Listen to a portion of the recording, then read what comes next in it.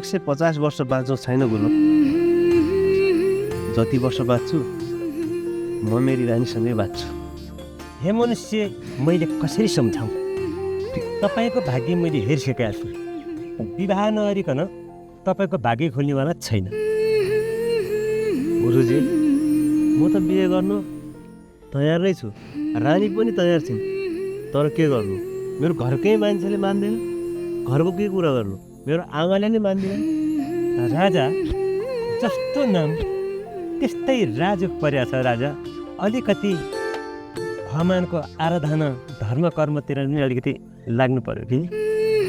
गुरुजीको कुरा सुनेपछि मैले बुझिसकेँ। हजुरले पक्कै पनि दान दक्षिणाकै कुरा गर्नुभएको।